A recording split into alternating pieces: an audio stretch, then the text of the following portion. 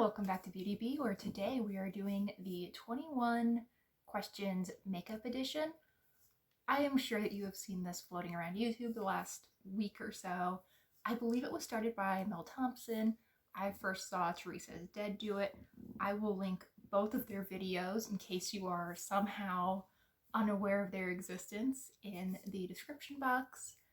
And I think that is all the introduction we need. So, number one. What is the oldest makeup product in your collection?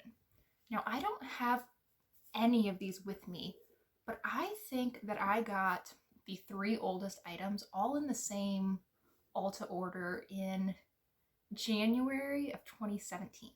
Okay, so my camera angle probably just changed, but it was slowly moving further and further this way, and that needed to be fixed. I believe I was in the middle of talking about this at January 2017 Ulta purchase, where I bought all 3 of my oldest face cosmetics.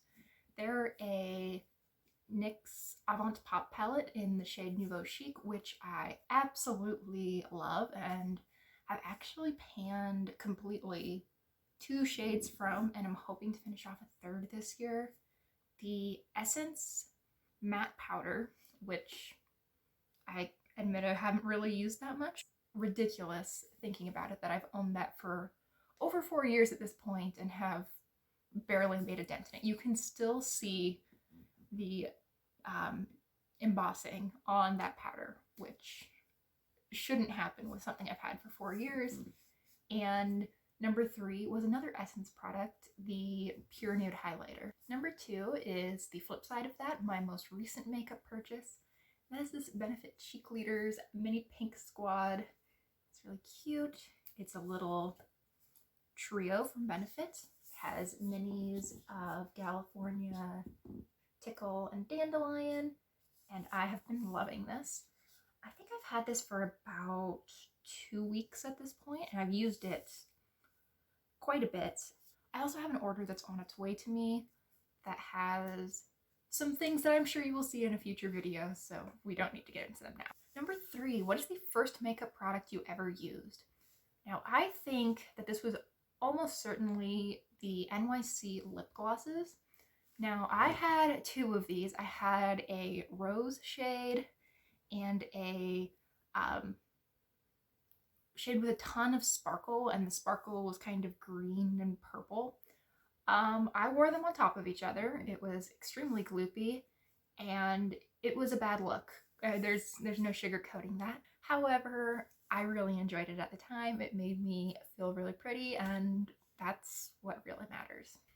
What can I say? 2007 was a rough year for probably most of us. Number 4, what is a makeup trend that you used to love, but now you hate? I don't actually think that my makeup preferences have changed a huge amount over the years. However, I used to think that contouring was amazing and it just looked bad on me. And I think what I've learned is that contouring, except for in very specific video lighting, looks bad on the majority of people, not just me. So my opinion on it has sort of shifted from, this is something that looks really cool on most people but isn't for me, to, I think that this really doesn't work for most people, but I can appreciate the occasional really good contoured look that comes across my Instagram feed. Number 5 is again the flip side. What is a makeup trend that you used to hate but now you love? For me, this is definitely really bold eyeshadow, either really bright or really glittery or some combination of the two. I used to think that it looked tacky, and honestly I still do think it's kind of tacky. However, I love to sparkle and I love to have bright green all over my lid, so I guess I'm just tacky now. It's fine. Number 6, what is your favorite step in your makeup routine? Definitely lipstick. I feel like it is so effortless in comparison to eyeshadow, but it still gives me that pop of color. It makes me feel like I'm ready for the day, and I greatly appreciate that. Number 7, what is a makeup product you couldn't live without? I mean, obviously, literally there isn't one. However, in the spirit of the actual question, I think it would, the last thing I would be willing to give up is probably mascara. I just think that it really does bring some life to the face. It makes me look awake, and I now associate it with looking ready for work, for my day, to go out into the world, etc. Number 8, what sparked your love of makeup? Now, I didn't wear much or any makeup through most of high school, but I did really appreciate vintage style. I really liked that 40s, 50s, and 60s aesthetic, and makeup was a huge part of that. So while I wasn't doing it personally, I was definitely admiring from afar. When I got into college, I started wearing a little bit of makeup. I had 2 or 3 little CoverGirl quads, a blush, and an eyeliner. For some reason, I didn't have any mascara, but whatever. And then about halfway through college, the year between my sophomore and junior year, I had a roommate who had a beauty channel. Now, I can't say that I know what her channel is, and we were friendly, but not super close. We didn't try to stay in contact after we stopped living together. But that definitely sent me down the YouTube beauty rabbit hole, and well, it's been 7 years at this point, and here I am. Number 9, what is the worst makeup look that you've ever created? I think that this would have to be anything that I did probably my 3rd year of college that involved the NYC Sunny bronzer. Now, I don't know why this was such a cult favorite, but this was orange. This was straight orange. And I didn't realize at the time that there was a difference between bronzing powders and contour powders. So I'm sure whatever your mental image is right now of 21-year-old me, make it about 50% worse, and you're probably pretty close. Now, what is my favorite makeup look that I've ever done? I think this is probably in the thumbnail of the video, but if it isn't, or really even if it is, I will put up the picture. I really love feeling catfishy pretty. I want to feel as though I am pulling one on everyone. Like, haha, you all think that I'm pretty, and it feels like such a success. Number 11, what is your favorite drugstore makeup product? It is definitely this NYX glitter primer. I always call it the glitter glue, but that's not what it's called. I just feel that this probably gives me the greatest amount of value added for any makeup product that I've ever purchased. I have quite a few really sparkly shades or really glittery shades. I don't need to be gesturing with that I just didn't use before I purchased this. I bought this, I think, in August of this previous year of 2020, and it's just completely changed my eyeshadow game. I feel a lot more confident with really shimmery colors when I know that they won't end up just falling out all over my cheeks. I feel like I can wear glitter now without it not just falling onto my cheeks, but like slowly working its way into every facet of my life. Number 12, what is your favorite splurge makeup product? That is this Dior 999 lipstick.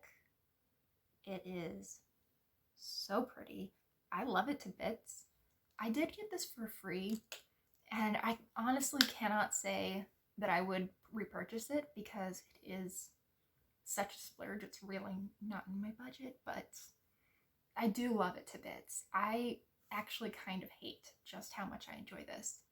It's beautiful. Number 13, what is your most repurchased makeup product? I think that this is the Revlon HD Gel Lipsticks. These are these really long, slim format lipsticks from Revlon. I have panned, I think, 4 or 5 of these over the years. They're really lovely. A lot of the shades have a little bit of pearl to them, which I really enjoy. I think that makes my lips look a little bit fuller, and my lips tend to be in pretty good shape, so it doesn't tend to bring out any dryness or really accentuate lines. But you know what? As I was talking, I think actually the answer would be the CoverGirl 3-in-1 mascara. I don't even know how many tubes I have gone through at this point, but there must be more than 5, for sure. It was the first mascara I bought. I actually bought it for the first time that same summer that I had the roommate who had the beauty channel, and I've definitely repurchased at least 3 times in the past year and a half, so I'm sure that I have bought more than 5 tubes of that, and I really do enjoy it. I think it's a very solid mascara. I definitely do not have an encyclopedic knowledge of high-end mascaras. However, the 4 or 5 that I've tried over the years, some of them can compete with the CoverGirl mascara, but I don't think any of them have it beat. It's really a solid product, and I can see myself continuing to repurchase it for years to come. Number 14, what is your earliest makeup memory? I received a really cheapo little Claire's-ish, probably wasn't even from Claire's because I don't think we had one nearby where I grew up, makeup set for my 5th birthday, I believe. And I panned that thing so fast. I wore a ton of it.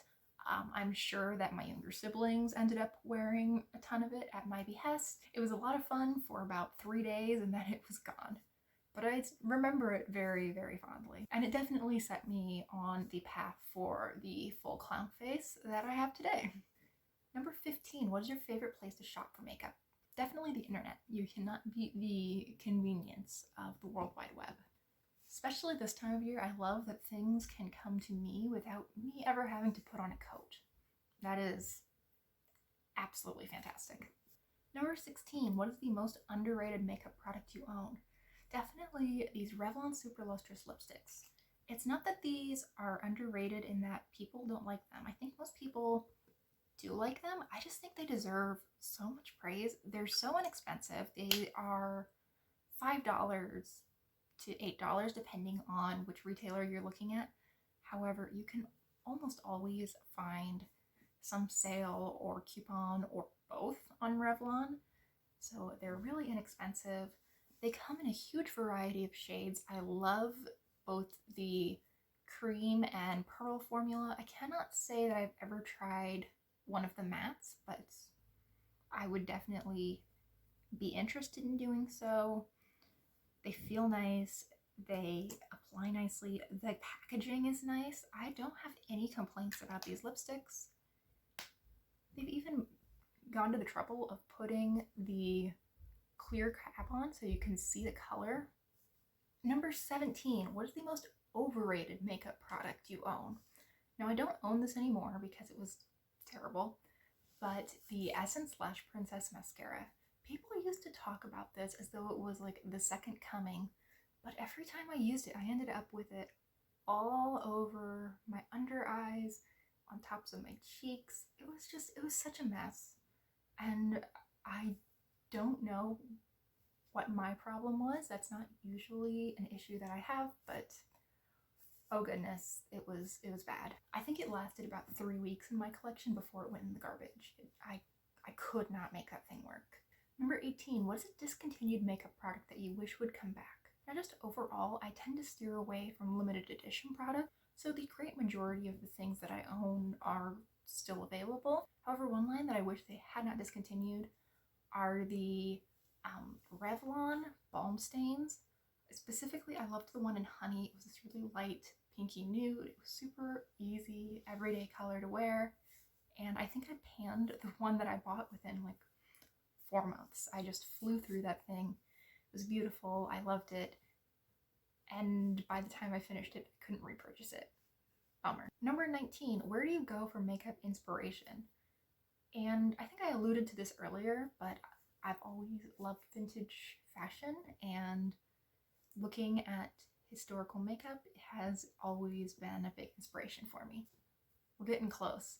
Number 20, what do you hope to see less of in makeup's future? Releases. Just one word answer.